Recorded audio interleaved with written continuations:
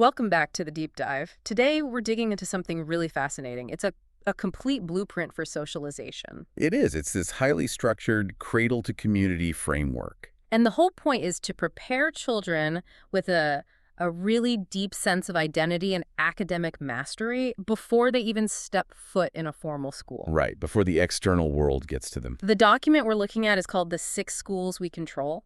And it's not a list of suggestions, is it? It's much more of a structural mandate. Oh, absolutely. Okay, let's unpack this. The goal, right from the source material, is to create a preparation that's African-centered, African-led, and just laser-focused on achievement. Mm. So our mission today is really to get into the mechanics of these 6 schools and figure out why on earth the system starts years before a child is even born. And that last point is so crucial. The whole framework is defined by that intentionality, by its timeline. It's proactive. Totally proactive. It's a holistic system designed to create a cultural environment. You could almost call it a cultural shield. A shield. I like that. And it's additive. It's not like you graduate from school one and move on. Each stage builds on the last, It expands the child's circle of influence. From the self to the parents. Then the immediate family, the extended family, and then finally the whole community structure. It's a powerful idea.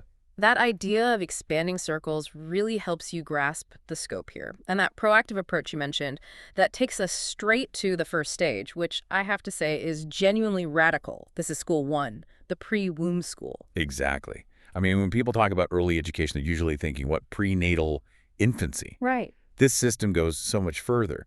The first stage isn't even about the child. It's about shaping the future mothers and fathers. Which makes perfect sense when you think about it. Of course.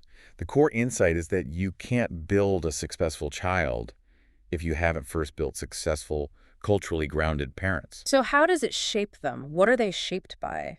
The source gives us these 2 very specific, very ancient anchors. It does. The values of MAT and Ptahhotep. And for anyone listening, MAAT is this ancient concept of truth, balance, order, justice. It's like an operational philosophy for how to live. It's the how. And then Ptahhotep provides the wisdom, the instruction, the sort of practical rules for maintaining social harmony. So right away, you have this deep philosophical grounding. It's not just be a good person. It's adhere to this specific cultural and moral blueprint. Right. And it's not just philosophy. No, it's practical too. The pre-womb school pushes for a strong reading culture in the home and making sure that these future parents really know their family history, their community origin stories. It's an intellectual and moral tune-up. A calibration. You're making sure the child's first teachers, parents, are fully prepared for the job. Right. And that preparation flows right into school 2, the womb school. Okay, so if school 1 set the blueprint for the parents. School 2 implements that blueprint into the physical and psychological environment around the developing child. And here's where it gets really interesting for me. The system connects these abstract values to like concrete biological and psychological outcomes. Yes. The goal for the in utero environment is that it must be stress protecting and bonding. And how do they do that? Well, it says the environment has to be infused with MAAT, with that same order and balance, but also, and this is key, by creating a very specific sound environment. The sound environment is so important. The source details affirmations, prayer, and carefully chosen music.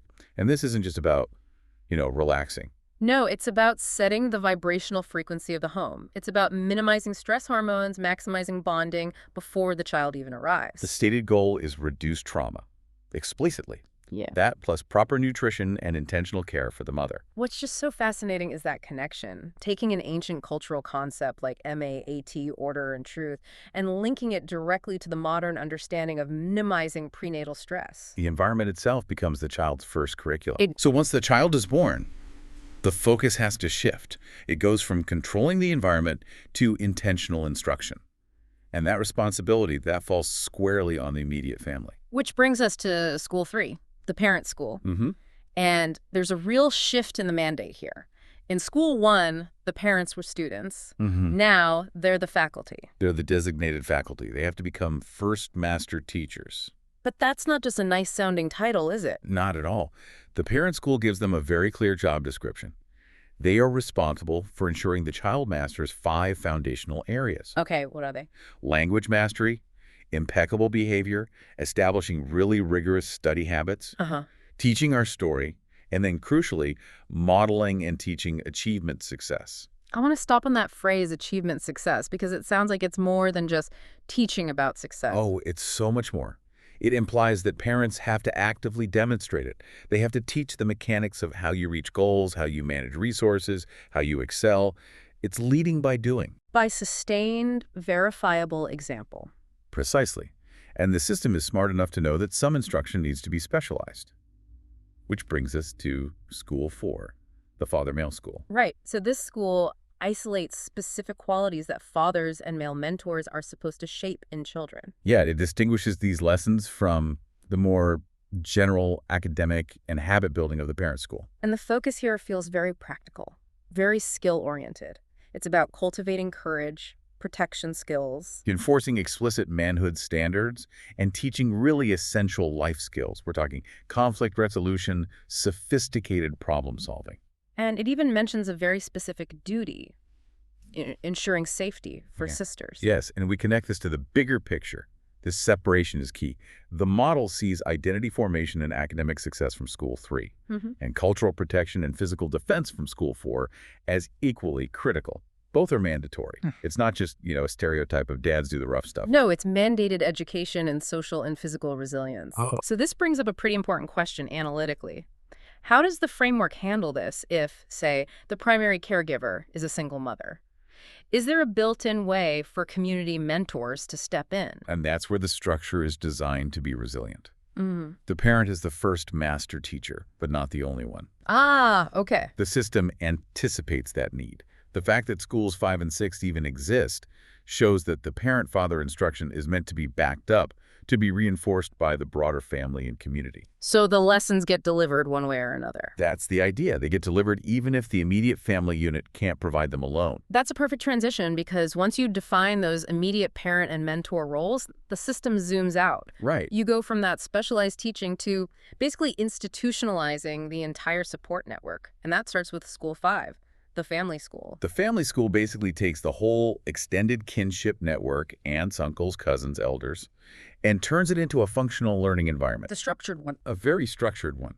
It's where all the lessons from schools 3 and 4 get reinforced and, applied in the real world with real social dynamics. And we see some crucial elements listed here, like extended family kinship gatherings and formalized elders council. These aren't just holiday parties. They're accountability sessions. They're how wisdom gets passed down. Absolutely. They function as accountability. But School 5 also focuses on skills for external survival, economic resilience, and local cooperation. Okay, so it moves beyond just individual identity. It has to. It moves into collective, tangible sustainability. The kids are learning how their family works as an economic unit. It's about self-reliance, about minimizing dependence on outside systems. And I notice conflict skills are mentioned again here in the family school after being in the father-male school. That's a great catch. Yep. It signals that this is a core competency. It's something you have to practice in a real social setting, not just learn in theory. It's about social intelligence. And that communal support finds its highest, most organized form in the final school, right? School 6, the community school. Yes, this is the big one. This is the external, organized layer that makes sure everything is consistent across all the children in the system. And this looks a lot like organized supplementary infrastructure. It's there to catch any gaps and accelerate achievement. What are the key institutions here? The structure mandates Saturday academies and dedicated mentors. Saturday school, but with a very specific focus. The curriculum emphasizes our story and STEM subjects: science, technology, engineering, and math. That's a powerful combination. Our story grounds the identity. And STEM provides the hard skills for future economic leadership. So if we connect all this to the bigger picture, what you're saying is that schools 5 and 6 create this comprehensive safety net. A safety net and an external accountability system. The source even mentions things like study circles, achievement awards, and excellence nights. So you're turning private family values into a public communal infrastructure. Exactly. You're celebrating and publicly validating success. The child is constantly in an environment that rewards the desired behaviors and achievements. It's a full-time immersion curriculum. It starts with the parent's state of mind and ends with a community celebration. So after going through all 6 of these schools, what's the end goal? What's the measurable academic target? The graphic is very specific. Children are expected to achieve mastery in 5 core subjects: Which are? reading, math, science, history, and the arts. And the crucial detail, the thing that ties the whole framework together, is that this mastery is achieved using African-centered books and material. Yes, the content and the cultural lens are unified. The worldview is foundational, not just an add-on. So that's the structure, but what holds it all together? What are the values that run through all 6 schools? The source material is very clear on that. It lists 8 underlying core focus areas, the pillars. And what are these 8 pillars? They are identity, family, accountability, tutoring, wellness, protection, economic resilience, and excellence. So those 8 things are the operational philosophy for the whole system. They define what success looks like at every single stage. So what does this all mean for you, the listener?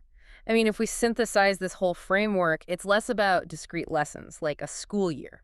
Right? It's not temporary. It's about creating a holistic cultural and psychological ecosystem. Every single stage, from preparing the parent in school 1 to the community party in school 6, just reinforces those 8 core concepts. And the result, the end product. The culmination is a child who enters the wider world, and eventually external systems like government schools, with their identity, their values, their achievements, and their protective mechanisms already fully in place. The control over the narrative and the environment is absolute. It preempts potential conflicts before they can even start. It is just a profound commitment to defining and controlling that environment, starting years before the child is even ready for formal school.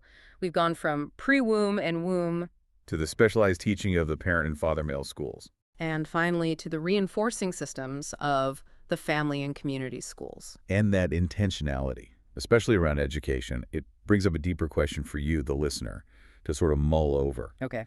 Given that our story is mandated to be taught by the parent in school 3, then it's reinforced by the family in school 5, and then it's institutionalized in Saturday academies in school 6. Right. It's everywhere. It's everywhere. So how does this decentralized, continuous, culturally sourced history education fundamentally redefine what mastery of history even means? Especially when you compare it to a traditional curriculum that usually comes from one single institutional source. That's a great point. It's something to think about. The difference between history as a subject you take and history as a communal life practice. A fantastic question to end on. Thank you for diving deep with us today.